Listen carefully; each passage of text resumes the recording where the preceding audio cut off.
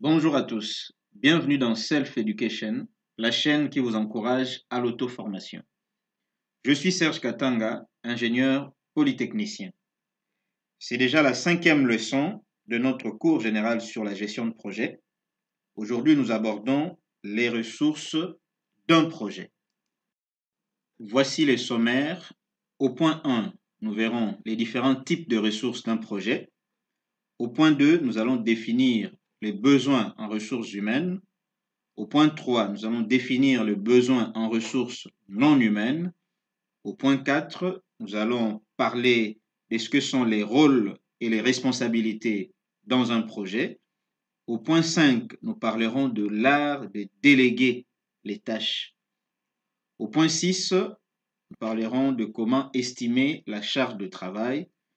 Au point 7, nous parlerons de comment monter son équipe de projet. Au point 8, nous allons définir ce qu'est un plan de projet. Et enfin, au point 9, nous parlerons de comment préparer les systèmes de suivi. Objectif d'apprentissage. À la fin de cette leçon, vous serez capable de déterminer les besoins en ressources humaines et non humaines, d'estimer et de planifier la charge de travail de votre projet, et enfin, de monter une équipe de projet. Notez qu'un projet a besoin de fonds en quantité suffisante pour s'offrir les ressources nécessaires. Vous voyez déjà la relation qui existe entre les fonds, c'est-à-dire les coûts, et les ressources. En général, les coûts d'un projet sont dus aux ressources et un peu rarement aux tâches. Et vous devez aussi noter que pour la réussite de votre projet, l'homme reste la clé de voûte, la ressource principale. Point 1, type de ressources d'un projet. Il y a en général deux types de ressources de projet, les ressources humaines et les ressources non humaines. Les ressources humaines sont en clair des personnes physiques, chaque ressource pouvant être affectée à une ou plusieurs tâches. Les ressources non humaines sont des machines, des bureaux, des matériaux, etc. Tout ce qui va vous permettre d'atteindre votre objectif et de réaliser votre travail. Le logiciel MS Project recense 3 types de ressources. En premier lieu, il y a les ressources de type travail. Ce sont des ressources auxquelles on peut attribuer des charges de travail. En termes simples, des nombres d'heures travaillées. Ce sont par exemple des individus, c'est-à-dire des personnes humaines. Cela peut être aussi un équipement du genre machine-outil. Elle nécessite un tarif horaire ou journalier. Deuxièmement, il y a les ressources de type matériel ou consommables. Elles correspondent à des matériaux ou à des consommables tels que le béton, mètre cube, le câble qui se mesure en kilomètres, etc. Leur prix est fixé par unité ou par quantité. Et enfin, nous avons les ressources de type coût. Elles permettent d'associer aux tâches du projet des postes de dépenses qu'on appelle coûts fixes. Par exemple, des frais de déplacement, un achat de prestations forfait, etc. Elles ne dépendent ni de la quantité ni de la durée. Point 2. Définir les besoins en ressources humaines. Le succès de votre projet repose sur votre capacité à obtenir l'aide des personnes qualifiées pour l'exécution des travaux prévus. Pour ce faire, il faudra déterminer les compétences et connaissances que doivent avoir les membres de l'équipe de projet. Ceci après consultation du dictionnaire de l'OTP. Rappelez-vous, le dictionnaire de l'organigramme technique de projet, c'est ce document qui recense toutes les tâches du projet dans les moindres détails.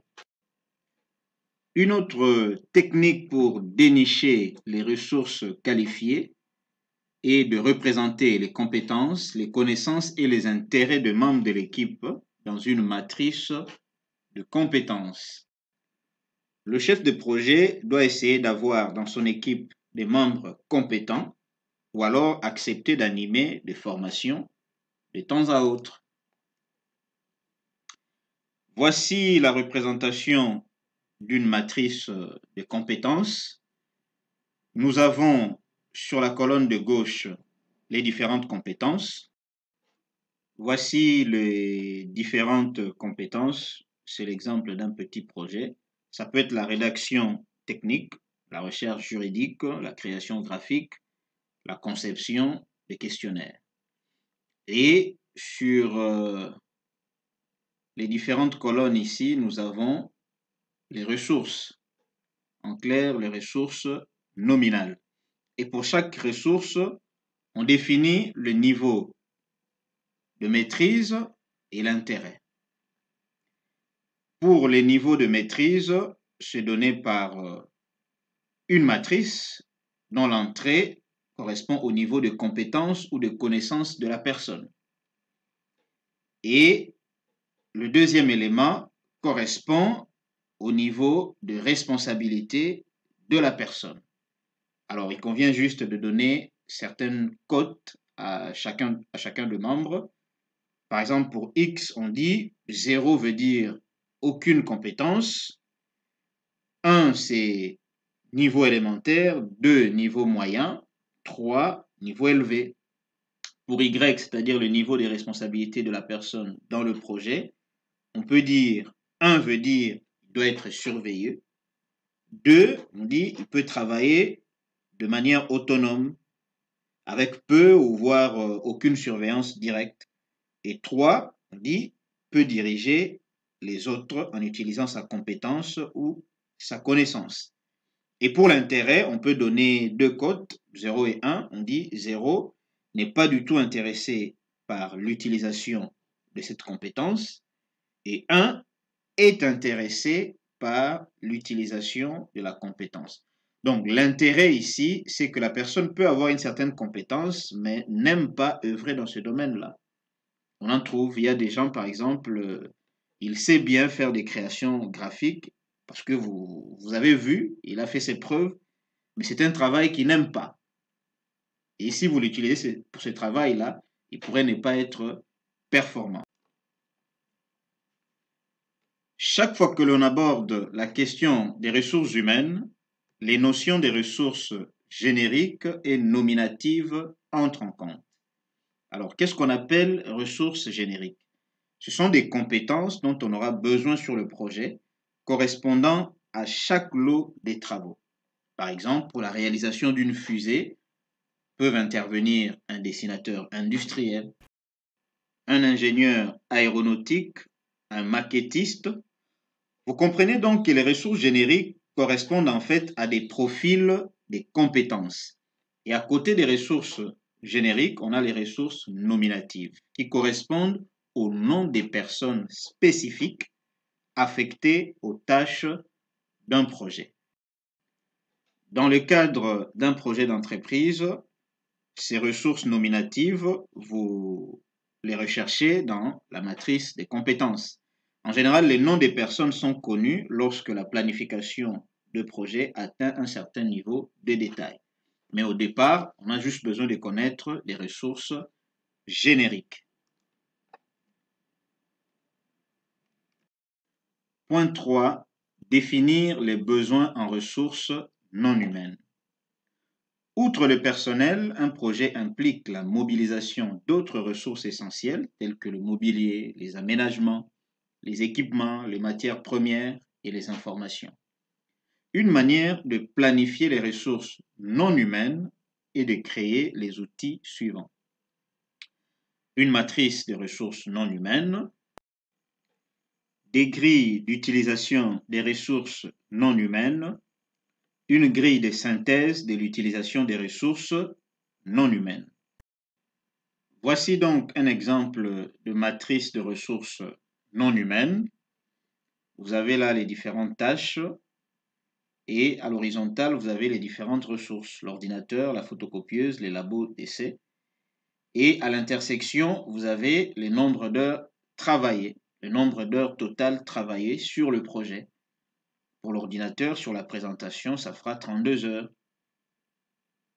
Et sur l'appareil, ça fera 40 heures, etc., etc. Les chiffres grisés d'utilisation de l'ordinateur sont détaillés par semaine dans la figure suivante. Voici donc l'exemple d'une grille d'utilisation d'une ressource, en l'occurrence l'ordinateur. Donc les 72 heures calculées précédemment, on pouvait les répartir comme ça par semaine. C'est une façon pratique de simplifier la gestion de vos ressources. Ceci s'apparente à une grille d'utilisation des ressources dans MS Project.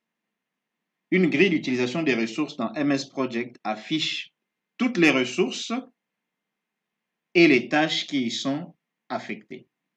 Donc, vous avez ici une ressource et les différentes tâches. Voilà donc ici, vous avez une grille de synthèse de toutes les ressources et le nombre d'heures travaillées par semaine. Ce sont des outils assez simples. C'est vous montrer à quel point la gestion de projet est plus une question de bon sens. Le but donc n'est pas de les mémoriser, mais c'est de vous approprier la logique de création de ces outils. Parce qu'un logiciel de planification de projet tel que MS Project vous permet de retrouver justement tous ces outils. Celui qui aura une bonne visualisation de la manière dont les ressources se répartissent entre les tâches, il comprendra plus facilement le fonctionnement d'un tel logiciel. Point 4. Définir les rôles et les responsabilités. Un projet type englobe l'exécution des travaux bien précis, la prise de décision et la coordination des activités d'autres personnes. Pour mener à bien le projet avec des délais et des ressources limitées, les tâches doivent être effectuées dans le bon ordre et chaque personne doit afficher une efficacité maximale, en veillant à ne pas mener des activités déjà prises en charge par quelqu'un d'autre. Les rôles et les responsabilités doivent donc être assignés aux différentes parties prenantes. Voici 3 rôles ou niveaux de responsabilités que peuvent endosser les membres de l'équipe de projet en charge d'une activité. Premier rôle, c'est ce qu'on appelle l'autorité. C'est la faculté de prendre des décisions qui vous engagent à propos des produits, du calendrier, des ressources et des activités de votre projet. Par exemple, la capacité de signer de bons de commande inférieurs à 5 000 $, c'est votre autorité. L'autorité peut aussi être la capacité à modifier de moins de 2 semaines une date fixée, par exemple. Le deuxième rôle, c'est la responsabilité. La responsabilité est l'engagement à obtenir des résultats précis.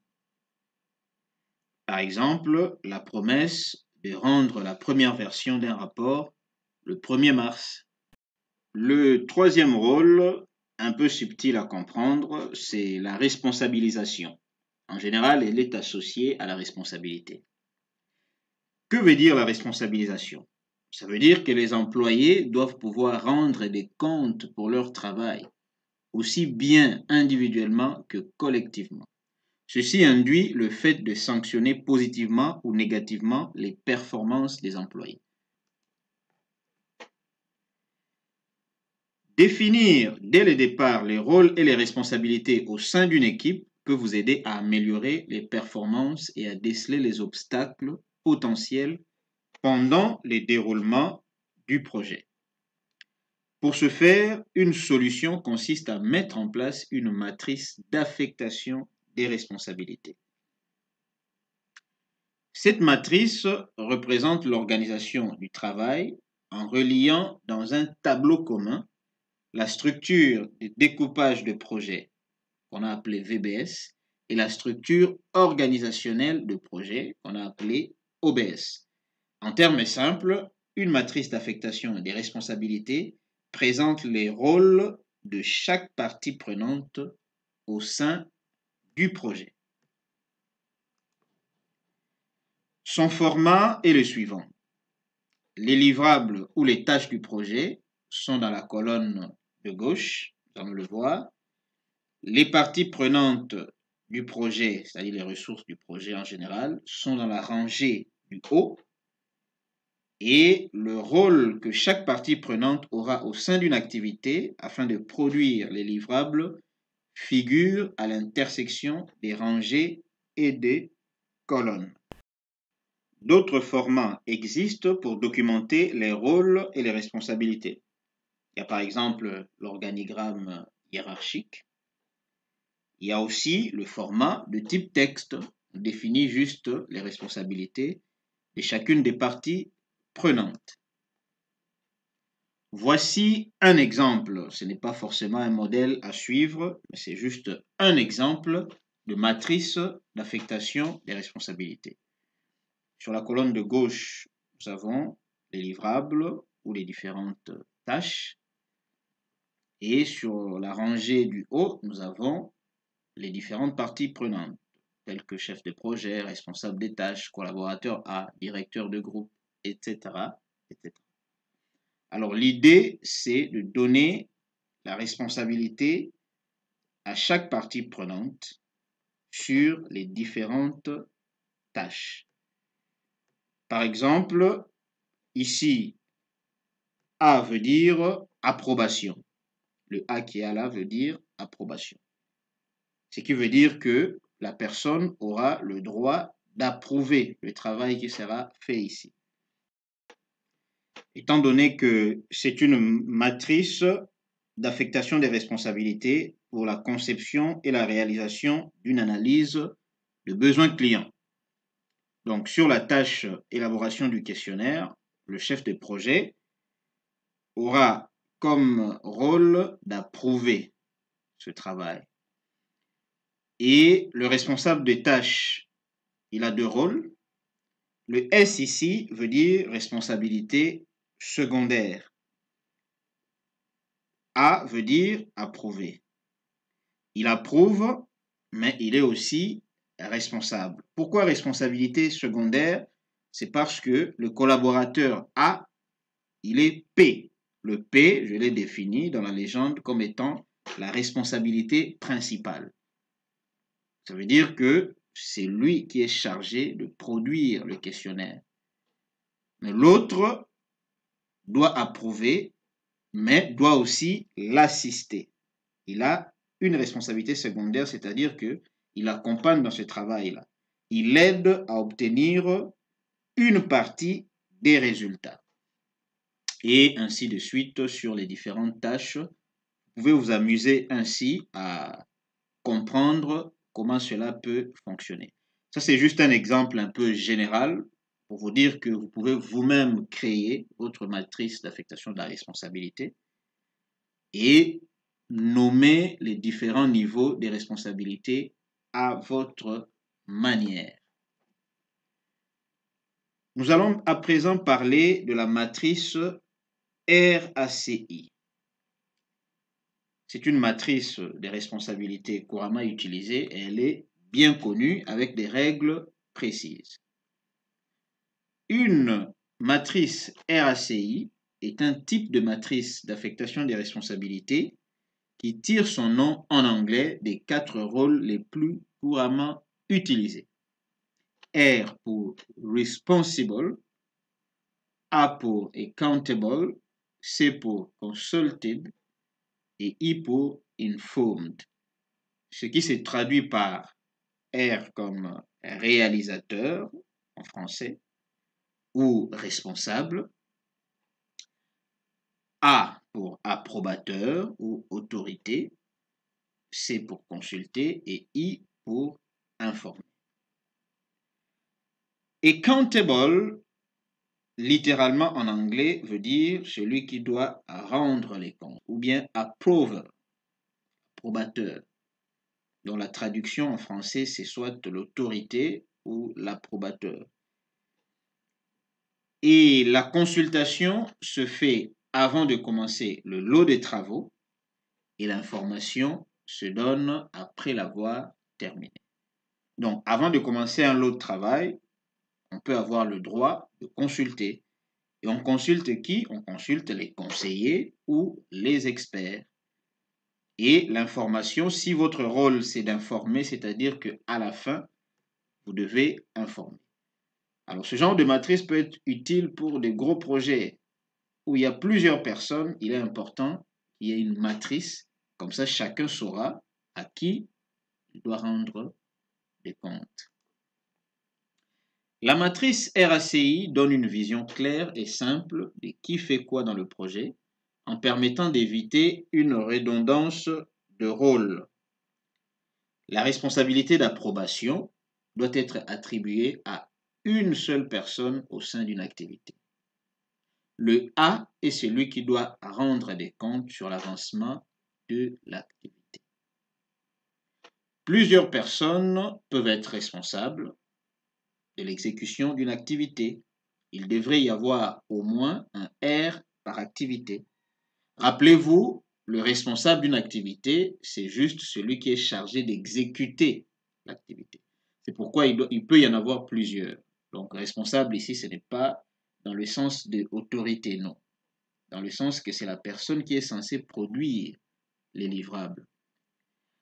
La plupart du temps, la personne qui approuve l'activité est le supérieur hiérarchique de celui qui la réalise. Voici un exemple de matrice RACI qui parle des étapes générales de la gestion de projet. Vous avez le planning, la rédaction de la documentation technique, le développement, les tests unitaires. Et là, vous avez les différentes parties prenantes. On a vraiment simplifié. Vous avez le sponsor, le chef de projet, le chef d'équipe, les développeurs. Vous voyez que pour chaque tâche, une seule fonction A. Donc, un seul approver, une seule autorité, un seul approbateur. Et vous voyez qu'on peut avoir, ici je n'ai pas mis ça malheureusement, mais pour une certaine tâche, on peut avoir deux réalisateurs. Vous voyez, ici ça veut dire clairement pour la tâche planning de projet, les réalisateurs c'est les chefs de projet, c'est lui qui fait le planning, et les développeurs a le droit d'être informé. Le sponsor, évidemment, c'est lui qui approuve ce planning. Point 5, l'art de déléguer. Déléguer, c'est donner à quelqu'un d'autre une tâche qui vous est initialement affectée. Vous pouvez déléguer l'autorité, mais seulement partager la responsabilité. Rappelez-vous, l'autorité, c'est la capacité à prendre des décisions. Donc, le fait de déléguer une tâche à quelqu'un d'autre, la personne va décider à votre place, faire certaines choses à votre place, mais vous demeurez néanmoins responsable des livrables sur cette tâche parce que c'est votre tâche. Donc, la responsabilité sera partagée. Il existe 4 raisons de déléguer une autorité. Première raison, c'est pour se libérer du temps, pour se consacrer aux tâches relevant de son cœur de métier. Deuxièmement, disposer de la personne la plus qualifiée pour prendre des décisions. Vous pouvez estimer que telle personne est qualifiée pour prendre certaines décisions et vous lui déléguez la tâche, mais c'est votre tâche. Troisièmement, bénéficier de l'avis d'une autre personne qualifiée sur un problème. Et enfin, développer la capacité d'une autre personne à prendre en charge avec prudence et succès des missions supplémentaires. Alors, quelques conseils sur l'art de déléguer. Il convient de prendre en compte les directives ci-après pour savoir quelles tâches peuvent être déléguées. Premièrement, attribuez-vous les tâches que vous maîtrisez le mieux. Deuxièmement, déléguez les tâches urgentes mais pas importantes. Référez-vous à la matrice d'Eisenhower que vous pouvez trouver sur Internet. Ça permet de classer les tâches en fonction de l'urgence et de l'importance. Alors, il y a des tâches qui sont urgentes mais pas importantes. Et ces tâches-là, vous pouvez les déléguer à d'autres personnes. N'assignez pas à autrui une tâche que vous êtes incapable de décrire clairement. Et enfin, si possible, attribuez-vous les tâches non critiques. C'est donc par ici que s'achève la première partie de cette 5e leçon. Si vous avez aimé la vidéo, cliquez sur le bouton j'aime et partagez-la au maximum. N'oubliez pas de vous abonner à la chaîne et d'activer la cloche de notification pour ne pas rater les prochaines vidéos. C'était Serge de Self Education. Je vous donne rendez-vous à la séance prochaine.